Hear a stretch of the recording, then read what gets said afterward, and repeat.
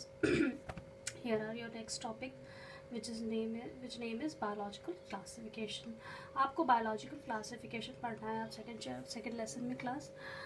इसमें आपका पहले आप ये बताओ कि क्लासिफिकेशन आया कैसे. तो क्लासिफिकेशन बहुत सारे साइंटिस्टों ने दिया था क्लास. जैसे पहले आए थे आपके एरिस्टोटल,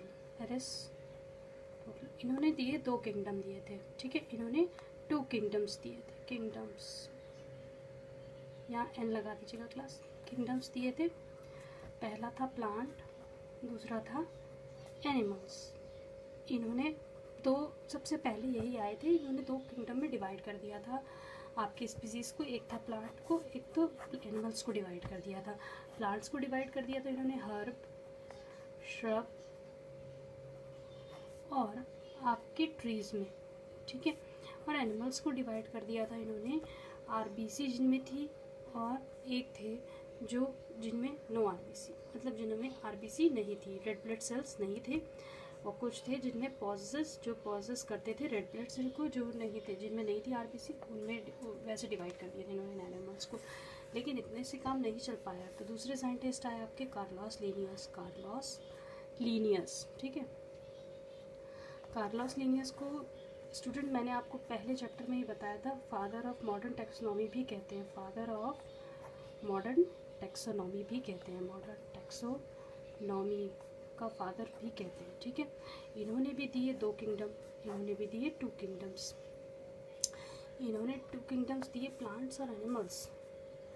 प्लांट्स और एनिमल्स इन्होंने भी दिए क्लास. अब फ़र्क ये था कि इन्होंने एरिस्टोटल ने हर्ब, श्रब, ट्री के बेसिस पे प्लांट को डिवाइड किया था, और एनिमल को आरबीसी और नो आरबीसी के बेसिस पे डिवाइड किया था. लेकिन कार्लोस लीनियस ने आपके प्लांट्स को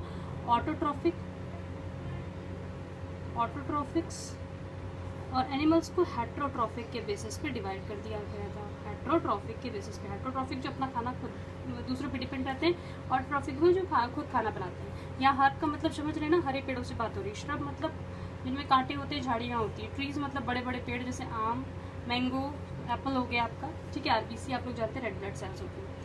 फादर ऑफ टेक्सोनॉमी के कार्लोस लीनियस को कहा जाता है. कार्लोस लीनियस ने भी अगेन डिवाइड किया था 2 किंगडम में आपके स्पीसीज़ को, ये प्लांट्स और एनिमल्स. लेकिन इन्होंने बताया था प्लांट्स ऑटोट्रॉफिक को अलग कर दिया था और एनिमल्स में हेट्रोट्रॉफिक को अलग कर दिया था. लेकिन बात ये आई कि अब यूग्लिना यूग्लिना की बात करें तो यूग्लिना कैसा है आपका.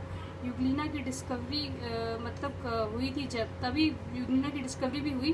तो यूग्लिना को बताया गया ये ऑटोट्रॉफिक भी है भाई, और ये हेट्रोट्रॉफिक भी है ना. मतलब ये अपना खाना खुद भी बनाता है, और ये हेट्रोट्रॉफिक भी है, दूसरों पे डिपेंड भी रहता है खाने के लिए भाई. और ये यूनिसेलुलर भी है, मतलब एक सेल से बना है. तो इसको किस में रखेंगे, मतलब सबने 2 किंगडम से बना दिए थे, पर यूग्लिना को किसी ने नहीं एडजस्ट किया था. तो फिर आया आपके अर्नेस्ट हैकेल, एक साइंटिस्ट आए अर्नेस्ट हैकेल्स. ठीक है, अर्नेस्ट हैकेल्स आए. ये सब साइंटिस्टों के नाम है, इनको आप ब्रैकेट में कर दीजिए, बॉक्स में कर दीजिए. इन्होंने दिए 3 किंगडम्स. फिर इन्होंने भाई 3 किंगडम्स दे दिए. पहला दे दिया आपका प्लांटी, दूसरा दे दिया एनिमिलिया, तीसरा दे दिया प्रोटिस्टा. प्रोटिस्टा में ही इन्होंने किसको रखा, यूग्लिना को रखा, जो यूनिसेलुलर थे और यूनिसेलुलर ऑटोट्रॉफिक भी थे और हेट्रोट्रॉफिक भी थे. ठीक है, वो प्रोटिस्टा के अंदर आ रहे थे आपके. प्लांटी में आप जानते ही हैं प्लांट्स आएंगे, एनिमिलिया में एनिमल्स आएंगे. पर एक फिर छूट गया था क्लास, क्या, बैक्टीरिया. क्योंकि बैक्टीरिया में क्या था आपका, बैक्टीरिया में जो न्यूक्लियस होता है, न्यूक्लियस आपका कैसा होता है, न्यूक्लियोइड प्रेजेंट होता है, और पॉजेस न्यूक्लियस, नहीं sorry, it does not possess nucleus. ठीक है, बैक्टीरिया आपका ऐसा कुछ होता है स्ट्रक्चर. देखिए बैक्टीरिया में स्ट्रक्चर ऐसा होता है, पर न्यूक्लियस इसमें एब्सेंट होता है. तो ये भी यूनिसेलुलर ऑर्गेनिज्म है, पर इसमें न्यूक्लियस एब्सेंट होता है क्लास. प्रोटिस्टा में आपकी यूग्लिना आ रहा था, उसमें आपका मतलब न्यूक्लियस प्रेजेंट थी. पर बैक्टीरिया एक ऐसा है जो यूनिसेलुलर है, पर उसमें न्यूक्लियस प्रेजेंट नहीं होता है. तो उसको हम किस में एडजस्ट करें. तो आपके दूसरे साइंटिस्ट आए जिनका नाम था कोपलैंड, जिनका नाम था क्लास कोपलैंड.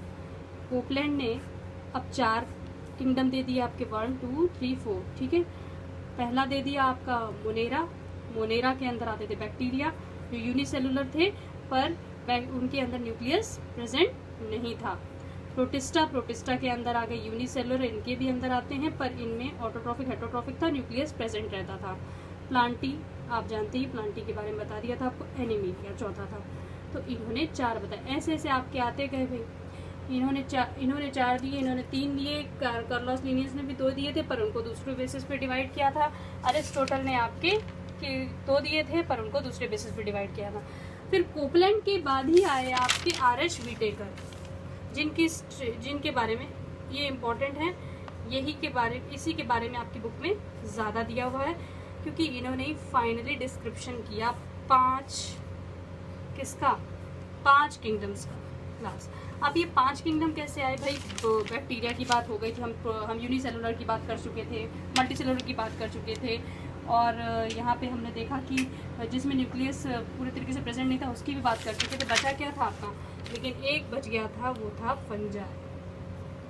फंजाई बच गया था क्लास, क्योंकि फंजाई एक ऐसा है जो मल्टी सेलुलर भी है, मतलब बहुत सारे मल्टी सेलुलर भी होता है और यूनिसेलुलर भी होता है। ठीक है, फंजाई कैसा है? मल्टी सेलुलर भी यूनिसेलुलर भी है क्लास, और हेटरोट्रॉफिक भी है और सैप्रोफाइटिक भी है। ऑटोट्रॉफिक नहीं है, सैप्रोट्रॉफ भी है। मतलब ये खाना डेड एंड डिके पार्ट से भी खाता है, दूसरों पे डिपेंड भी रहता है क्लास। यूनिसेलुलर भी है और मल्टी सेलुलर भी है। ठीक है, बहुत सारे सेलों से भी बना है, एक सेल से भी बनते हैं फंजाई। हेटरोट्रॉफिक भी होते हैं, हेटरोट्रॉफिक मतलब दूसरों पे डिपेंड होते हैं खाने के लिए, और सैप्रोट्रॉफिक भी होते हैं। सैप्रोट्रॉफिक मतलब सड़ी गली चीज़ों पे भी लगते हैं फंजाई, खाते हैं। ठीक है, जैसे आपने देखा होगा ब्रेड में मॉल्ड लग जाती है, उसका एग्जाम्पल है फंजाई। ठीक है क्लास, यहाँ तक आप लोगों को कोई डाउट?